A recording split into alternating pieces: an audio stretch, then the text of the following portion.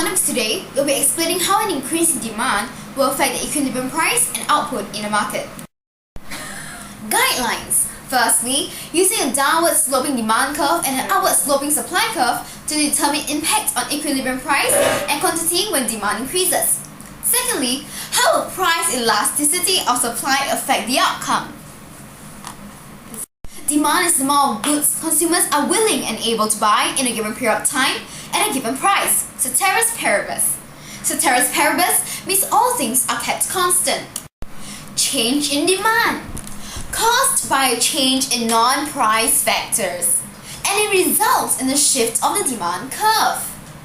While change in quantity demanded is caused by change in the price of the good itself, resulting in movements along the demand curve, and they are not the same. The law of demand states that in a given period, the quantity supplied of a product is inversely related to its price, ceteris paribus. The law of supply states that in a given period, the quantity supplied of a product is directly related to its price, ceteris paribus. PO stands for the market equilibrium price, while QO stands for the market equilibrium quantity. These are possible reasons why demand increased.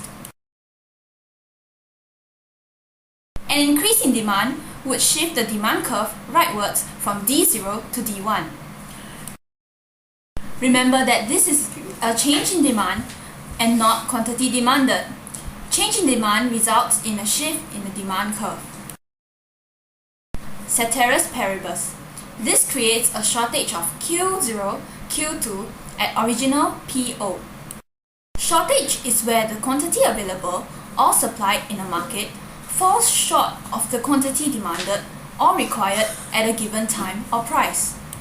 Shortage drives prices up, which in turn causes quantity demanded to fall and quantity supplied to rise. The adjustment process continues until the new equilibrium P1 and Q1 are reached.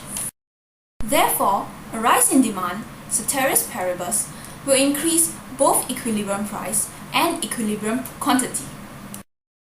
Life isn't simple, and so is economics. Some questions. How much does price and supply increase? Will price increase more than quantity? Or will quantity increase more than price? Or will they increase by the same amount? This is where PES comes in.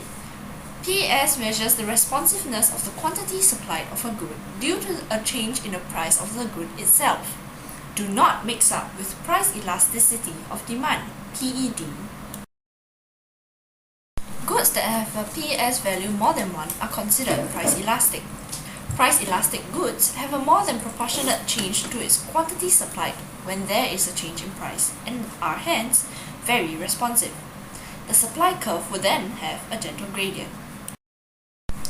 Likewise, goods that have a PES value less than 1 are considered price inelastic. Price inelastic goods have a less than proportionate change to its quantity supplied when there is a change in price and are hence not very responsive. The supply curve would be a steep gradient. So, how do we determine if a good is price inelastic or elastic for PES? First, we have time period, followed by degree of ease to enter industry, and lastly, cost of attracting inputs from alternative users. Starting with time period.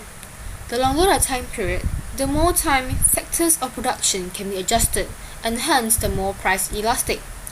Normally in the long run, we consider goods as price elastic, while in the short run, goods are normally price inelastic. Secondly, degree of ease to enter the industry. The lower the barriers to entry, the more easily new firms can enter the industry and hence the more elastic the supply. Finally, we have cost of attracting inputs from alternative users. The lower the extra cost of attracting factors of a production from other industries, the more elastic the supply. If the good is price elastic, we can see that quantity increases more than the price. If the good is price inelastic, we can see that price increases more than the quantity. If the good is unit price elastic, we can see that price increases the same amount as quantity. If the good is perfectly price elastic, we can see that a price change results in an infinitely large change in quantity supplied. If the good is perfectly price inelastic, we can see that a price change results in no change at all in the quantity supplied.